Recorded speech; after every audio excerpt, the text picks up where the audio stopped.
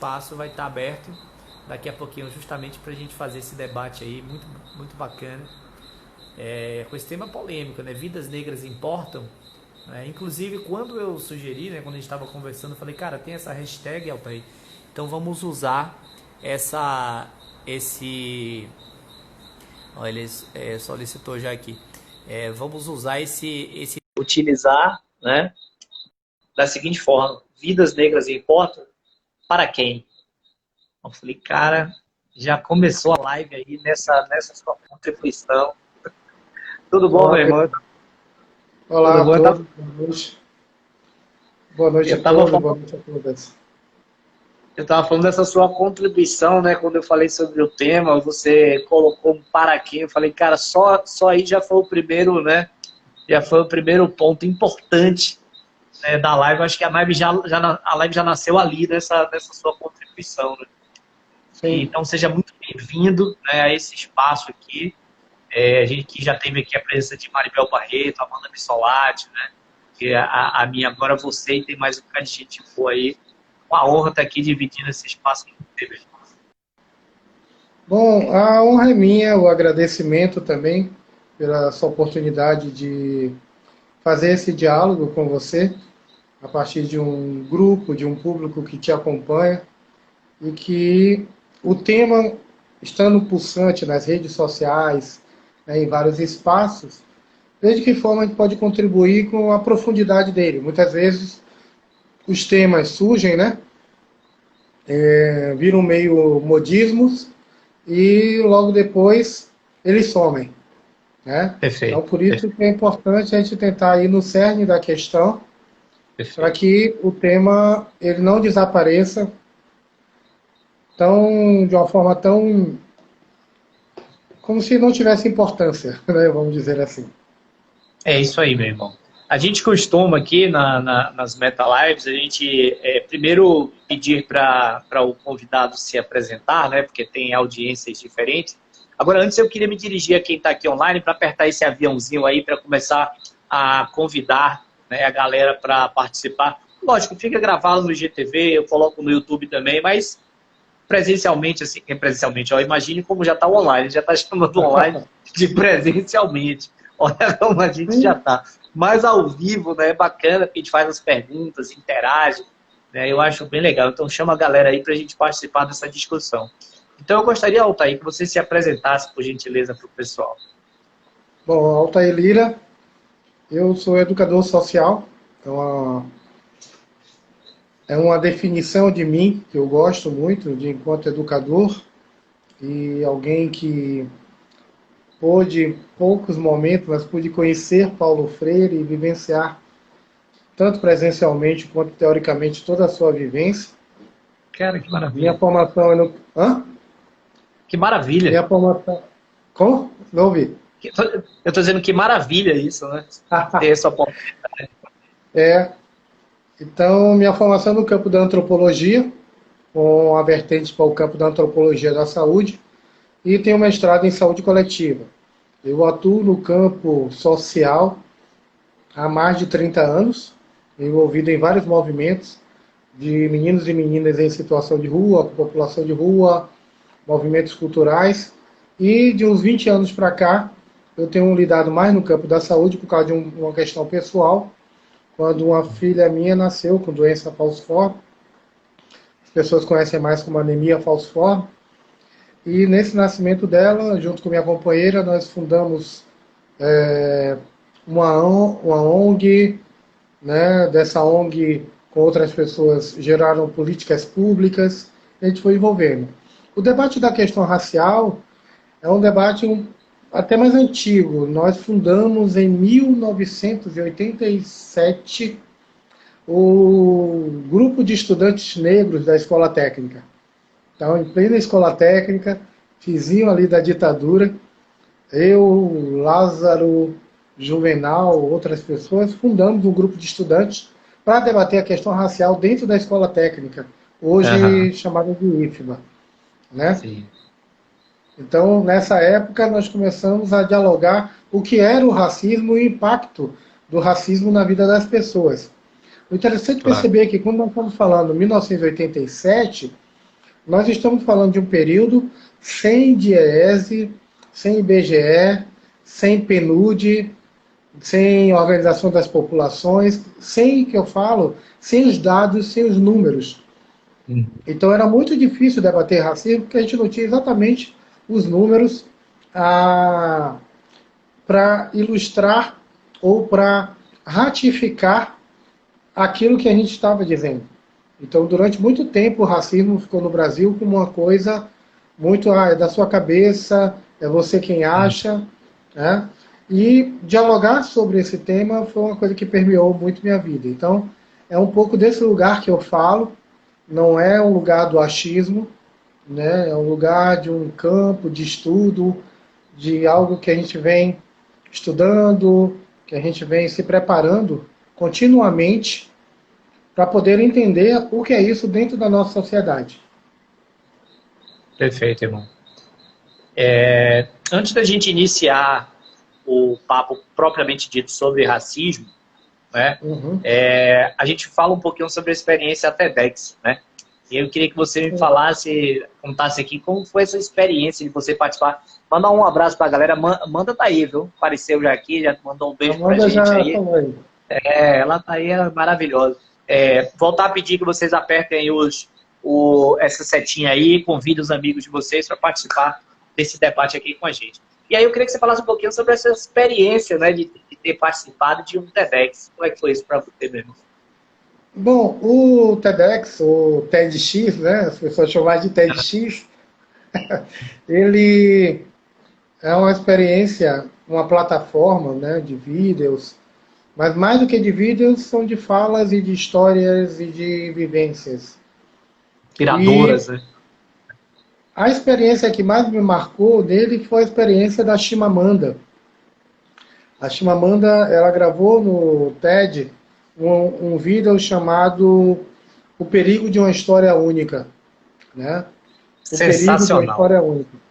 Né? Sensacional. E me marcou muito. Então, virou uma plataforma que eu passei a acessar muito por causa da Chimamanda. Né? E quando surgiu em 2018 a oportunidade que teria a seleção aqui em Salvador, eu me perguntei por que não. Né? Nós tínhamos uma história para contar, nós tínhamos uma possibilidade de contar uma história e apresentei ao TED essa história. O interessante é que quando eu construí o texto, desde a sua primeira versão, eu construí o texto e apresentei a minha companheira, Cândida, e uma coisa me chamou a atenção é que eu não conseguia escrever o texto na primeira pessoa. Né?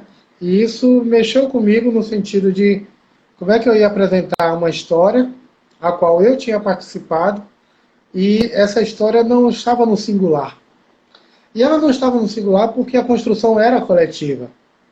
Eu estava me ousando a falar por um grupo, pessoas com doença falciforme, por seus familiares, falando das suas vivências, né, que era uma vivência que eu também acompanhava a partir da minha filha, trazendo uma nova vivência minha como pai, porque não é só a dimensão de que minha filha sente a dor e só ela sabe como é, mas que dor é essa?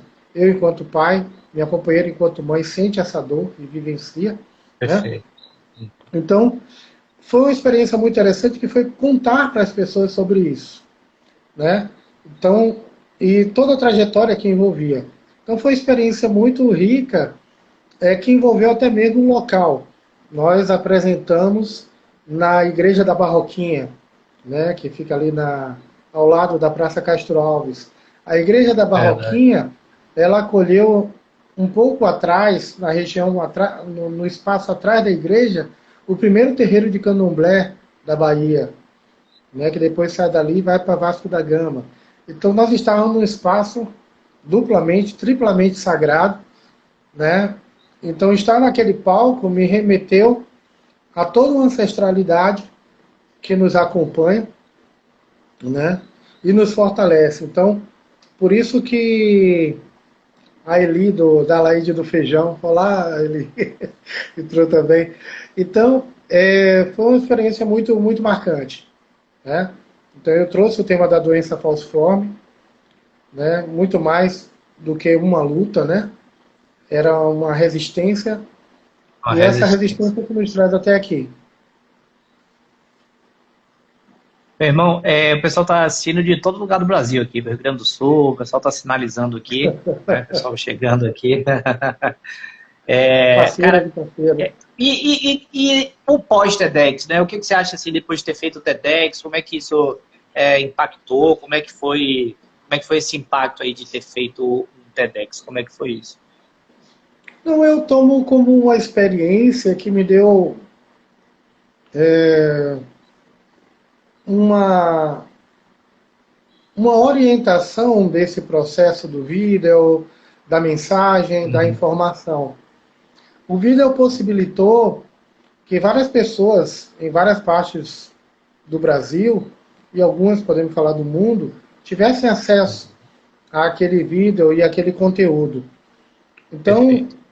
foi uma experiência que, porque, assim, eu não tinha uma intenção com o TED, com o TEDx, de aumentar uma visibilidade minha, o público me conhecer, eu me tornar famoso ou conhecido. Eu não tinha esse propósito, como não tenho, Uhum. né? Mas eu queria que a mensagem fosse conhecida, né? Eu queria que a mensagem ela avançasse e fosse compreendida na sua essência.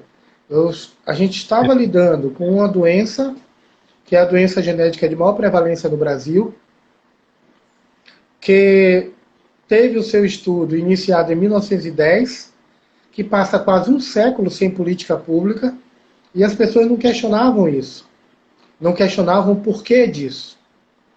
Então, até hoje, eu vi recentemente uma live onde uma médica vinha e naturalizava a situação sem querer ir a fundo do problema. E esse é um problema da nossa sociedade. Nós trabalhamos muito na superfície das coisas. E no Verdade. âmago delas não é algo fácil, eu compreendo. Falar de racismo não é fácil, falar de machismo não é fácil, né? Mas não é fácil principalmente para as vítimas. E ao não ir na profundidade, né? Ou como a gente brinca às vezes, na profundeza das coisas, a gente não vai estar, muitas vezes, resolvendo o problema. Porque nós vamos estar resolvendo a superfície. Então, por isso que essa médica se incomoda quando eu falo da prevalência da doença falciforme na população negra.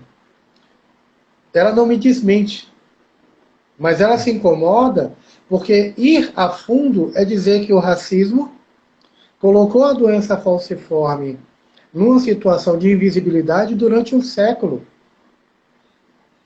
E aí, quando faz a análise hoje, mas não tem isso, não tem aquilo, falta isso, falta aquilo, fica parecendo que é uma coisa de 10 anos para cá. Não, é de 100 anos para cá.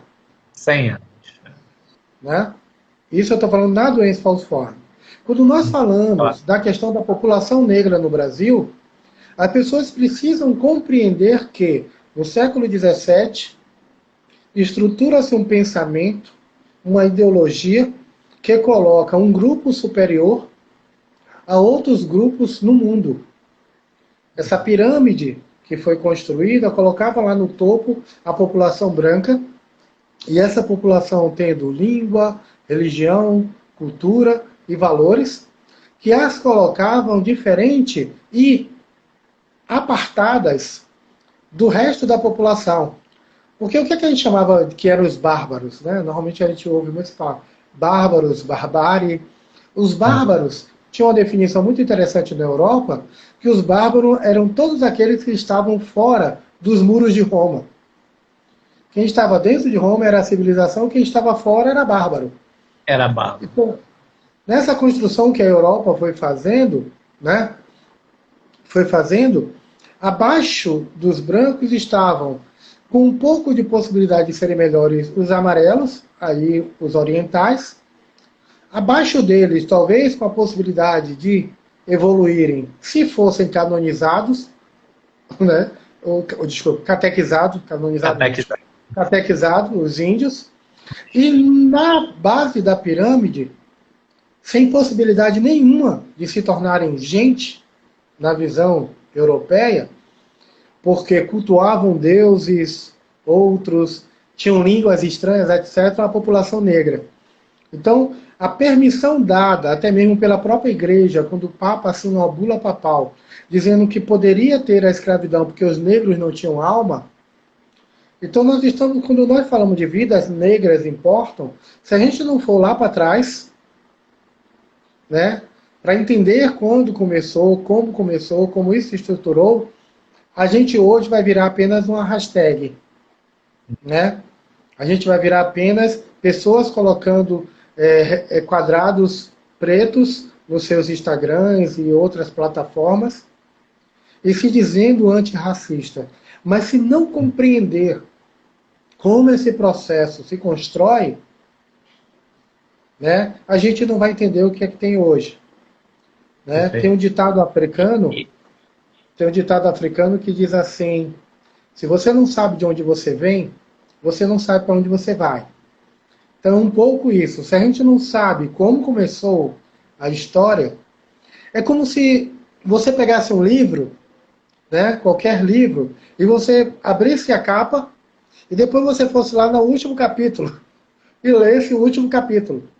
Pulando Quando todo você esse... lê lá que os dois se apaixonaram e viveram felizes, e não sei o que lá, você vai dizer, poxa, esse livro é ótimo, porque você leu o último capítulo. Ou pode ter uma questão de terror e morte, você faz, poxa, esse livro é muito ruim. Né? Mas a pergunta é, nós lemos o livro? Então nós temos uma demanda hoje, e essa live que você está propondo, essa experiência do TED e tudo, nós precisamos ler o livro da história por completo. Nós precisamos ler o livro todo. Ah, mas o livro é grande, o livro tem vários volumes. Vamos ler aos poucos. Mas que nós não possamos nos negar a ler esse livro e entender o livro. Agora nós temos um problema, Pedro. A pergunta é, quem foi que escreveu o livro? Era a pergunta que eu ia fazer agora. Você leu agora a minha mente, cara. Porque eu ia falar isso. Ainda tem esse lado de quem escreveu, né? Porque... A história do Brasil, ela é como a história mundial, na verdade, mas a história do Brasil, marcadamente, ela é escrita pelos vencedores. Ela é escrita por aqueles que dominaram. Ela é escrita por aqueles que venceram as batalhas. É escrita por aqueles que dominaram outros. A história não é escrita pelos vencidos. Não é pelos vencidos, pelos aqueles que foram subjugados. Né? Então a gente tem um problema aí já bem sério. Por isso que a importância do contraditório. Por isso a importância de nós lermos não só um autor, mas ler vários autores, tentando compreender a história. Um livro que eu sempre sugiro às pessoas é o livro chamado Brasil, uma biografia, da Lilian Schwartz e da Heloísa Sterling. Se eu não me engano, é da Companhia das Letras, da editora Companhia das Letras. Nesse livro, a Lilian Schwartz, que é antropóloga, junto com a Heloísa, que é historiadora, elas transformam o Brasil num personagem e contam a biografia do Brasil. Né? Por isso o Brasil é uma biografia. E ao contar a história do Brasil, elas começam a desmontar ideias e coisas construídas na nossa cabeça. Como, por exemplo, ela pergunta, quem são os bandeirantes? Borba Gato e outros que nós estudamos. E aí, quando ela traz isso, ela fala, olha, os bandeirantes eram escravagistas, assassinos de índios, destruidores de tribos indígenas, mas na historiografia foram eles que colonizaram o Brasil. Foram eles que entraram o Brasil adentro. Essa é uma história. Então, da mesma forma, vem Makota Valdina, que fisicamente nos deixou, e Makota Valdina vem e diz, nós não somos descendentes de escravos. Nós descendemos de seres humanos que foram escravizados. Deixa eu só fazer um parênteses, cara. Olha só essa mudança conceitual, né, de você enxergar, né, o seu passado já é um prenúncio de mudança, né, importantíssimo, porque se você também começa a repetir, né, o tempo todo que você descende de escravo, você termina acreditando que você descende de escravo e que você, né, que eu descendo de escravo. Então, quando você tem essa consciência que, na verdade, você não descende de escravo, né? Sensacional. Sensacional. E muito mais anterior que a Makota Valdina, existe um Adinkra, que é um símbolo africano, utilizado principalmente em Gana, que é um símbolo que tem um pássaro, né? É um pássaro com a cabeça virada para trás e com o ovo na boca.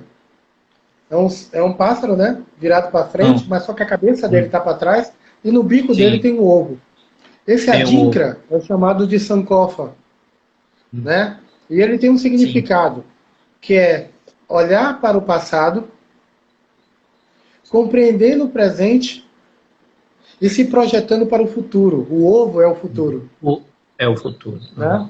Então tem um presente ali naquele momento, que é aquela ave com o ovo no bico, é o presente, mas ela olha para trás, olha para o passado. E o ovo é o futuro. Né?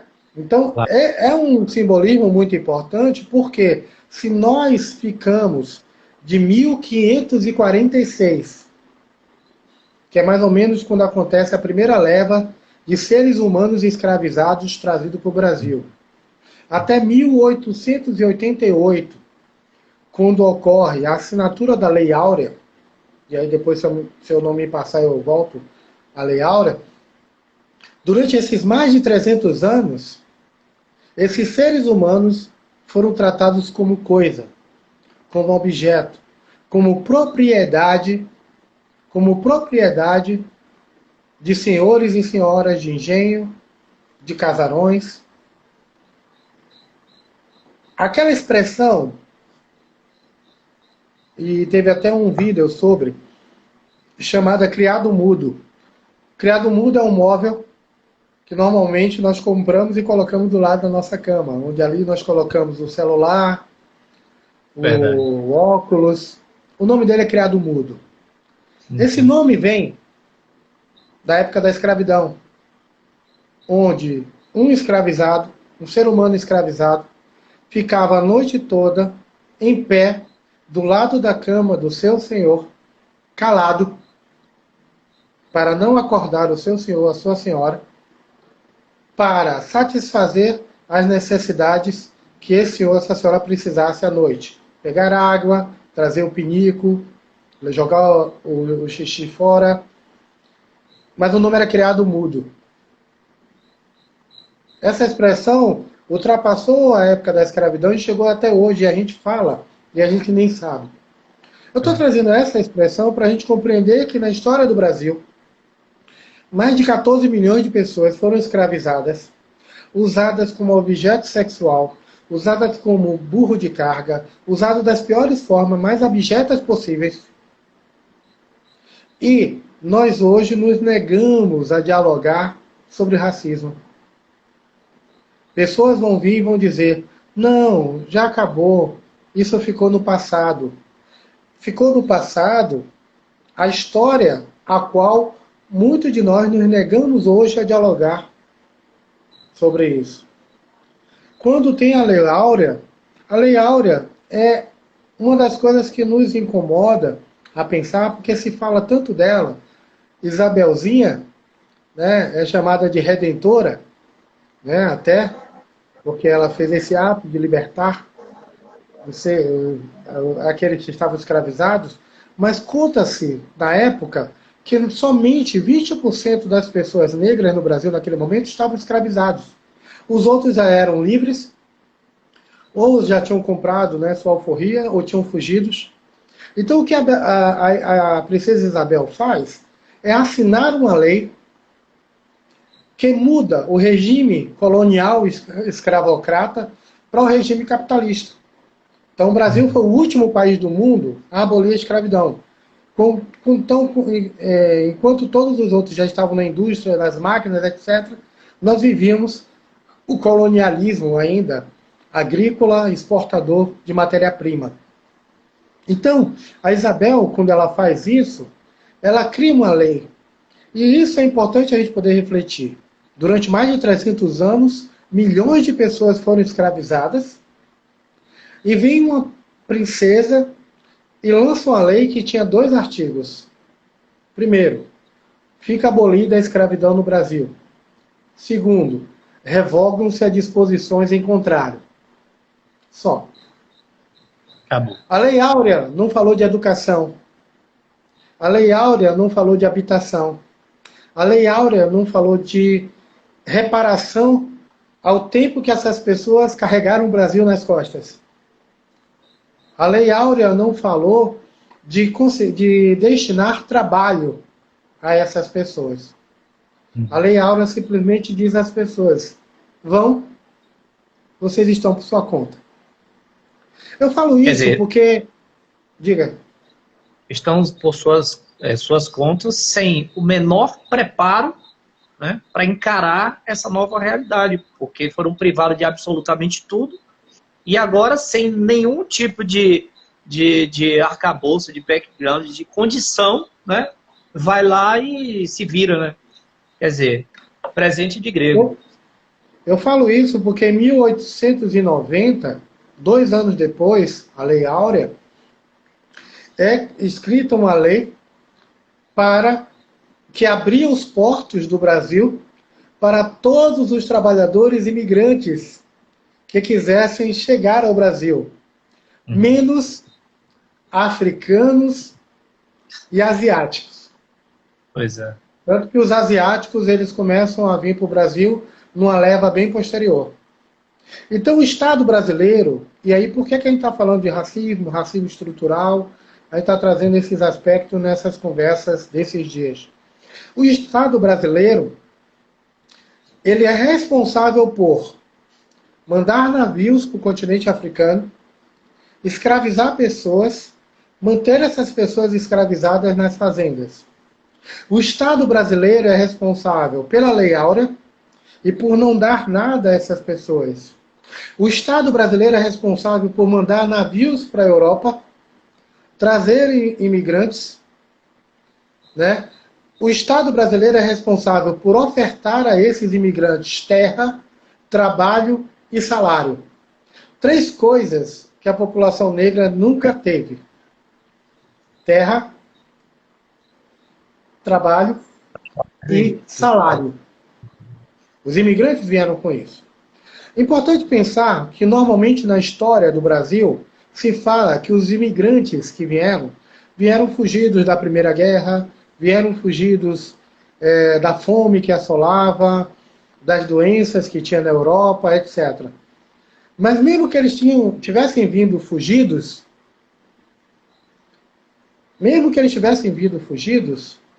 eles vieram por opção própria. Foi um desejo. Eles quiseram vir. Se estavam compelidos pela fome ou não, ok, mas eles quiseram vir. A população negra não quis vir. Por isso que no livro de história, quando está escrito lá, normalmente está escrito assim, quando os negros vieram para o Brasil, eles vieram. Risca essa parte e coloca. Quando os negros foram traficados para o Brasil, quando os negros foram sequestrados para o Brasil, quando os negros foram... Não é que é forte ou é fraco, é a verdade. Não é forte ou fraco, é a verdade. Entende? Quando eu digo que os negros vieram para o Brasil, eu estou dizendo uma condição que o negro estava lá em Angola, em Moçambique, e ele fez: não, agora, a partir de agora eu vou para aí. Gente, eu vou lá para o Brasil, ficar acorrentado, tomando chicotada, tá? Vou ser separado da minha família, não vou poder usar meu nome, não vou poder usar minha religião, não vou poder nada disso, viu, gente? Né? Então, essa é a questão. Quando eu digo que essa pessoa veio sequestrada, roubada, né? Ele vai destruir tudo. Eu vi o tamanho do bicho, é enorme. Então, João, por favor, rapidinho, João. Meu filho, pelo amor de Deus, eu estou numa live com o Taí aqui. Desculpa aí, meu irmão. Então, você não deixa ele participar da nisso. Viu? Você não deixa ele participar da live, dá nisso. Né? Então, quando você coloca essa condição, é de novo, gente, assim, para quem está acompanhando nesse nosso bate-papo, é revisitar o nosso modo de pensar. Deixa eu dar um exemplo sobre o nosso modo de pensar, e o Pedro é um mestre dessa dinâmica da escuta e do diálogo e do pensar. O filme 12 anos de escravidão, ele ganhou esse nome no Brasil. O título original do filme é 12 anos escravo. 12 Então, por anos, favor, 12 anos escravo. Certo. Não é 12 anos de escravidão. E uma vez me perguntaram, mas tem diferença? E eu fiz, vamos tentar analisar o filme e o título que foi dado. 12 anos de escravidão, fica parecendo que você pegou uma parte da vida daquele homem que foi escravizado, né? E o filme passa por 12 anos. Né? Você pegou e recortou a vida dele, pegou 12 anos e trouxe para o filme. Ok? Mas não. O filme, ele é livre, ele é um homem livre, que sabia ler, escrever, fazer conta. Ele tinha liberdade. Caçadores do sul dos Estados Unidos roubaram ele, sequestraram e o transformaram, né? O colocaram na condição de escravizado. E ele, como homem livre, ele não entendia, ele nunca tinha vivido aquela situação. E ele passou 12 anos escravo. Escravo. Porque ele era, vamos dizer que ele tinha, quando foi sequestrado, 30 anos, ele era 30 anos livre. E 12 anos ele viveu escravo. Essa mudança que foi dada aqui no Brasil ao título do filme mudou toda a conotação. Mudou todo o entendimento sobre o que é que aquele filme queria efetivamente dizer. Ele queria dizer que homens livres poderiam viver aquela situação de serem roubados, transformados em escravos e viverem subjugados pelo outro. Né? Altair, deixa eu só fazer um parênteses aqui, Vai. porque tem cada comentário mais maravilhoso que outro. Inclusive, minha vereadora Marta acabou de entrar aqui e disse assim: abraço, Pedrinho, meu querido, que convidado potente, Altair Lira. Pois é, Martinha. É muito importante a gente ter esse papel, né, de dar esse lugar da fala nas nossas próprias vidas, nas nossas próprias redes, né? Porque isso é importante, entendeu, Altair? Porque, assim, você sabe mais do que eu disso, mas às vezes a audiência da gente não tem acesso a esse tipo de informação, né? Então é muito importante a gente fazer esse papel de contribuir para que essa informação chegue a todos vocês. Eu tenho certeza que quem está aqui hoje está, assim, fazendo essa viagem histórica, né? É uma viagem histórica até de você fazer uma espécie de uma reparação histórica, na verdade. Na própria história que a gente tem dentro da mente da gente, né? Para que a gente possa reconstruir essa história. Né? Então, é uma riqueza, né, Martinho? Eu também estou aqui maravilhado. Um grande abraço a Marta. Débora Dourado entrou aí. Débora Dourado é uma militante histórica de defesa do SUS. Entrou o pessoal da ONG Abadfal, que é a Associação Baiana das Pessoas com Doença Falciforme. Amanhã é o Dia Mundial de Conscientização sobre a Doença. Então, também parabéns ao pessoal da Abadfal. Algumas outras pessoas entraram e eu não consegui ver todo mundo. Mas então, o importante, Pedro, quando a gente está fazendo esse processo de rever a história, rever as falas, é porque nós precisamos situar esse slogan, Vidas Negras Importam. Porque o que eu tentei ilustrar para vocês até agora é que as vidas negras, elas não importam para o nosso sistema social, não é agora na violência policial, é desde 1546. Assim como as vidas indígenas importam. Claro, claro. Então essa concepção histórica de que o Brasil foi descoberto é uma concepção que dá na nossa cabeça a permissão de invasão do Brasil pelos portugueses, de roubo das terras, né, indígenas pelos portugueses, e que legitima o discurso do governo federal de agora e de alguns de seus acompanhantes de para que índio quer tanta terra? Então esse discurso de hoje é legitimado na invasão de Pedro Álvares Cabral, e que a gente foi aceitando nos livros de histórias, que nós fomos aceitando ao vestir nossos filhos de índio no 19 de abril. Ao fazer isso, ao vestir nossos filhos de índio, 19 de abril, nós estamos muitas vezes caricaturando e reforçando preconceitos.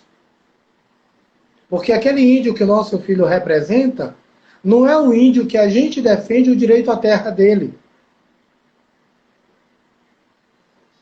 Por isso que Angela Davis vem e diz, não basta ser contra o racismo, você precisa ser antirracista. Antirracista, perfeito. Então não basta eu vestir meus filhos no dia 19 de abril com roupa indígena e ser contra a demarcação das terras indígenas. Essa é a grande incoerência que a gente vive. Porque eu vou dizer que eu vou estar exaltando a cultura indígena, o modo de viver do indígena, mas eu não defendo o indígena. Isso quer dizer, de novo, que eu trabalho, na verdade, com símbolos aos quais o indígena vem representar, e assim também a população negra. Então, o que é importante pensar é que durante 300 anos, mais de 300 anos, houve uma subjugação de seres humanos. Depois da Lei Áurea, o que há é uma total invisibilidade e um sistema ignorando essas pessoas, e que hoje, quando a gente chega em 2020, a gente tem o George Floyd, né, o nome dele, tomando 80 tiros, vindo de um chá de bebê, se eu não me engano.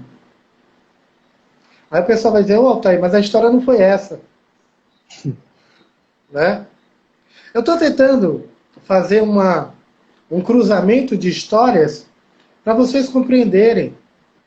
Eu estou contando a história de um rapaz, que fugiu o nome agora, que estava voltando com a família no Rio de Janeiro, e os soldados do exército fuzilaram o carro dele com 80 tiros. Eu lembro desse cara. Eu estou falando da menina Ágata. Eu estou falando do João Pedro, que foram 111 tiros.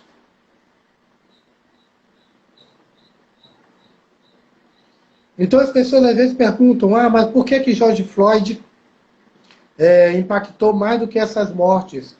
Porque nós precisamos... E aí às vezes questiona o movimento negro brasileiro de não ter feito mobilizações iguais às que foram feitas nos Estados Unidos.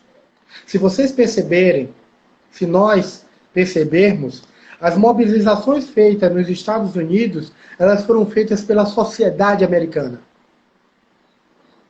Teve uma participação profunda do movimento negro americano, de figuras e expressões do movimento americano, mas a sociedade americana se indignou com aquilo.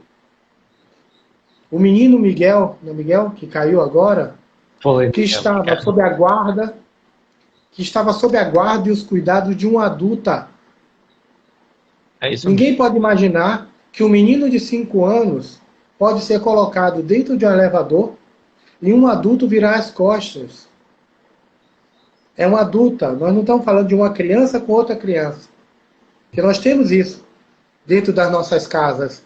Acidentes onde uma criança de 8 provoca um acidente de uma criança de 3. Nós estamos falando de uma adulta. De uma adulta que vira as costas a uma responsabilidade momentânea. E o agressivo da história. Enquanto isso, a mãe do Miguel estava cuidando do cachorro dela. E a mãe do Miguel volta dia depois, para dizer, eu cuidei dos filhos dela durante 10 anos. E ela não pôde cuidar 10 minutos do meu filho. 10 minutos. Uma andada com cachorro. Você tem cachorro, eu também tenho. A gente sabe que uma andada com cachorro não é uma andada de 1 hora. Vai lá, faz uma necessidade de volta. Aliás, quando ela falou isso, cara, foi assim, deu aquele embargo, né? Porque foi muito profundo, né? Ela trouxe essa questão de devoção, né? De você estar ali sim, fazendo a sua parte, você estar ali cuidando com amor, né? E você não teve 10 minutos da atenção, não é nem cuidar com amor, é dar atenção, né? Do outro lado. Então foi chocante, chocante. então quando veio o tema, né, Vidas Negras Importam, e na hora surgiu a pergunta, para quem? Pra É que a gente precisa compreender que a morte, o extermínio, o genocídio do outro me incomoda. É por isso que eu me remeto muitas vezes à tradição africana, porque na nossa concepção, e aí é o que nós chamamos de epistemicídio. O que é o epistemicídio? É o homicídio, é o extermínio do conhecimento outro que não seja o conhecimento europeu. Então nós aprendemos a uma epistemologia nos nossos cursos, nas nossas histórias, praticamente toda ocidental. Então você vai Verdade. perguntar, Pedro, para você enquanto profissional e outros profissionais que você conhece, eu vou perguntar a mim quanto da nossa profissão, quanto do nosso fazer profissional, por exemplo, tem conteúdos de autores árabes, de autores indianos, de autores africanos. Mas parece que o saber ele é da França, é da Alemanha, é da Itália. Verdade. Não. Nós fomos impedidos continuamente de ter acesso a essa literatura, a essa filosofia. Existe uma filosofia árabe magnífica, que nós temos muito pouco acesso. É interessante como a cultura oriental, e aí a filosofia oriental, você que faz, né, o trabalho com Ikigai, eu não Ikigai. lembrei o nome Ikigai, né, que é uma concepção oriental. É interessante que essas coisas só vêm para a gente como se fossem aspectos culturais, e não como aspectos filosóficos, da dimensão que eu estou falando de filosofia, do philos mesmo, e do sofia enquanto saber. Né? Então, é interessante pensar que, quando nós estamos falando disso, existe um ensinamento africano chamado Ubuntu, e que eu pude no TEDx falar. O Ubuntu, ele diz assim, é um conhecimento milenar, de mais de 100 mil anos. Aquilo que acontece com você me incomoda, porque nós somos um. Essa dimensão do Ubuntu, ela é extremamente importante na nossa sociedade, porque se eu não consigo me impactar com o que acontece com o outro, se eu não consigo me incomodar com o que acontece com o outro, eu não consigo ser verdadeiramente eu próprio. Por Verdade. isso que a questão do racismo, ela não é, eu estava conversando agora à tarde, a questão do racismo não é um problema do negro no Brasil. O negro ele é vítima do racismo. Mas a questão do racismo é um problema do Brasil. Porque nenhum país pode imaginar que, tendo 54% da população negra, então nós estamos falando de mais de 110 milhões de pessoas, vivendo um processo de violência, de subjugação, um processo de exclusão social, e a gente acha que esse país é normal. Que a gente acha que esse país está tudo beleza. Não está beleza. É um país com a tensão social extremamente pulsante. É um país com um conflito extremamente grave. E não é extremamente grave em 2020. Ele é extremamente grave, como eu estou falando, desde 1546. Aí vem o historiador e dizer, não, e aí eu não estou aqui falando do historiador enquanto Jorge Benjor, mas vem os historiadores pegar a ideia de nós somos um país tropical e bonito por natureza, tentando demonstrar que o Brasil não tem guerras. Olha, teve guerra nos Estados Unidos. O Brasil não teve revoluções, revolução teve na França. O Brasil não teve guerrilhas, quem teve guerrilha foi na Itália. Não. As pessoas precisam estudar a revolta dos malês, a revolta farroupilha, a guerra dos farrapos, Canudos, a quilombo dos palmares. As pessoas precisam estudar as histórias para perceber que nós nunca fomos um país pacífico. Nós nunca fomos um país de uma tranquilidade social. As nossas elites, elas passam essa ideia de que está tudo muito bom, está tudo muito bem, para que até mesmo, muitas vezes, a gente se acomode no nosso processo de se indignar com a situação do outro. Por isso, que quando nós estamos dizendo hoje, eu não consigo respirar, eu não consigo respirar, eu não consigo respirar, mais do que estar repetindo as palavras do George Floyd, eu estou falando do incômodo que é, do incômodo que eu sinto, quando eu saí um domingo aqui de casa e fui até a banca de revista, que fica a menos de 500 metros, e quando eu cheguei no portão do prédio, eu percebi que eu estava sem carteira de identidade. Eu percebi que eu estava sem nenhum documento. E me deu medo. Um medo que me foi sinalizado por minha mãe quando eu era criança. Meu filho, não saia sem documento. Porque um negro na rua sem documento, ele é preso. E ele é preso numa concepção e numa ideia de uma lei do período da escravidão, que é a lei da vadiagem. Pessoas podiam ser presas por estarem sem fazer nada. Simplesmente estarem.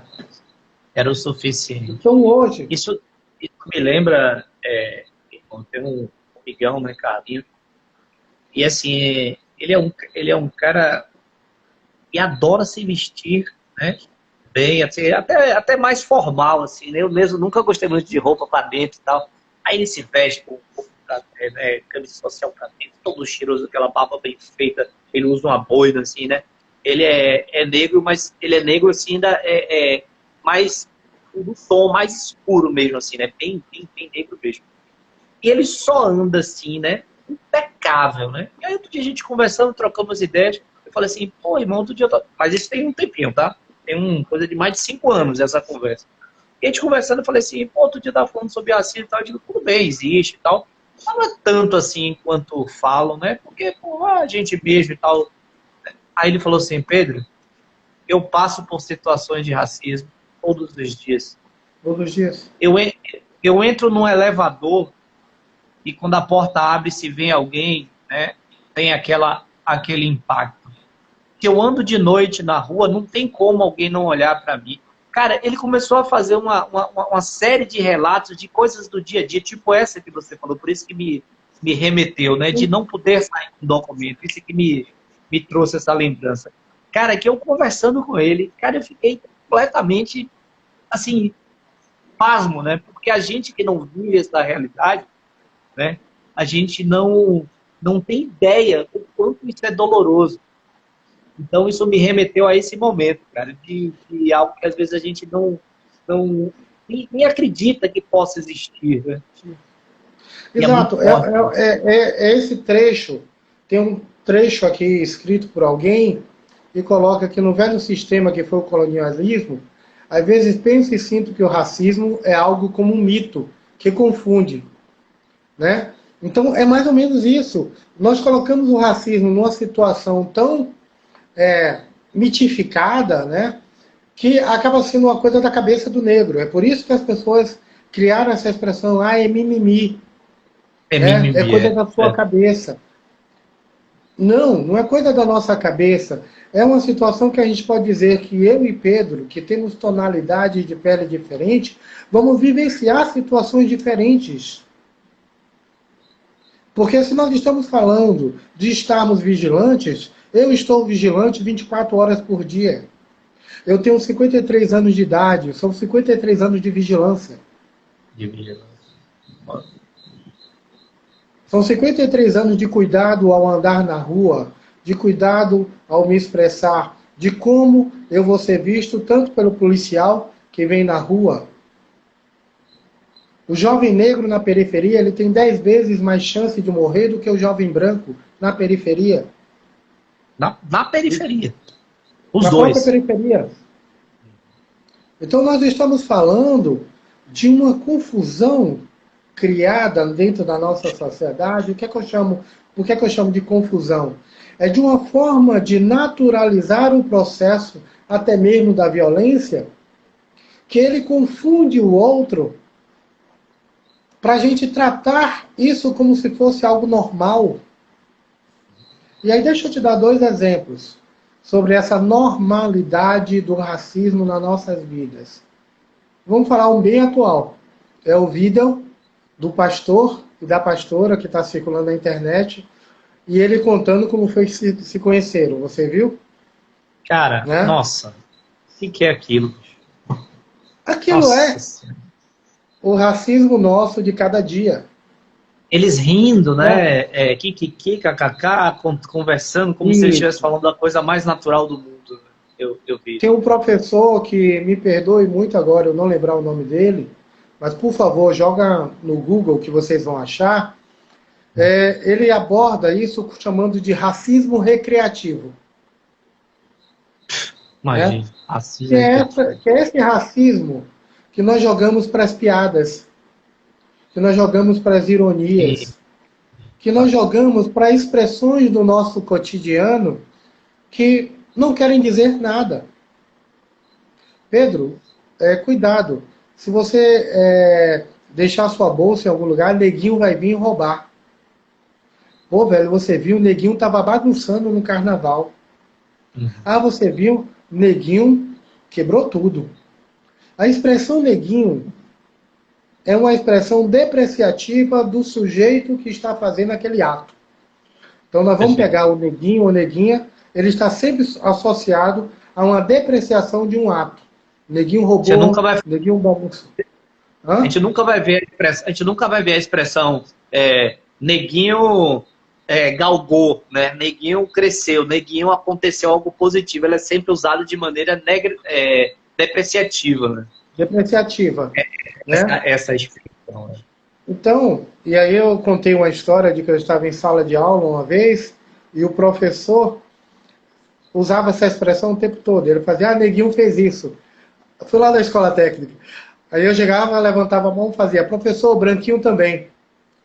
Aí ia a aula e ele fazia, mas neguinho fez aquilo. Aí eu levantava a mão e fazia, professor, branquinho também. Até a hora que ele não aguentou, ele fez assim, Lira, você está sendo racista. Aí eu fiz, eu estou sendo racista? Ele fez, porque você fala uma coisa e você vem e fala branquinho. Eu fiz, não, professor, é porque o senhor está falando neguinho o tempo todo. E aí, eu não esqueço, ele olhou para mim e fez, mas neguinho é normal. Eu fiz, não. Normal é neguinho, branquinho, amarelinho, azulzinho, verdinho. Então, se eu estou numa frase, eu digo branquinho, digo neguinho, amarelinho, o que for, aí eu estou dizendo que eu estou falando normal. Eu estou falando de todos. Mas você só e sempre fala neguinho. Um grupo, então eu tenho a concepção desse grupo, que é a mesma concepção que eu jogo para o meu cotidiano para falar de lista negra, de ovelha negra, de buraco negro, de denegrir. O Rocha está falando aqui de piadas também, né? Na época tinha uma quantidade. Outro dia, meu Deus, 19h55, ele tem 3 minutos, meu Deus. O Papo Boy voou uma hora, eu não estou acreditando. Eu tinha tanta pergunta para fazer, mas não precisava fazer, né? Esse resgate foi maravilhoso. Mas, velho, uma hora, voou uma hora, foi sensacional. Mas assim, eu me lembro que meu pai teve aqui há pouco tempo, né? E aí a gente conversando e tal, de bora assistir, porque meu pai adora Chico Anísio e outros pares. A gente botou no YouTube para assistir, né, Chico Anísio e tal, e assistir uma coisa do rapaz, quando chegou numa hora, tava tendo aquele negócio que ele falava assim, calada, né, aquele quadro dele. Você sabe que com 3 minutos eu olhei para a cara do meu pai olhou para a gente e a gente estava constrangido. Isso. Né? Você entende? Aí você entende como é importante. Aí não você cabe entende como é mais. importante. Viu? Aí Não você entende cabe. como é importante a luta dos movimentos das mulheres, da Claro, luta do claro. movimento LGBT. Quer dizer, hoje Com essas coisas certeza. nos incomodam profundamente. Porque as piadas, como o colega colocou aí, as piadas eram todas de cunho racista, Uhum. machista, homofóbico. E aí a gente sempre fala isso, se não tem piada de branco, se não tem piada sobre hétero, alguma coisa está errada. Porque É para a verdade. piada ser normal, para a piada ser comum, deveria ter piada de negro e piada de branco. É, exatamente. Piada de gay e piada de hétero. Mas não Verdade. tem. E se não É tem, sempre. alguma coisa quer dizer. Aí eu sempre sugiro às Verdade. pessoas, assistam um documentário chamado Não é Só Uma Piada. Assistam esse documentário. É muito interessante.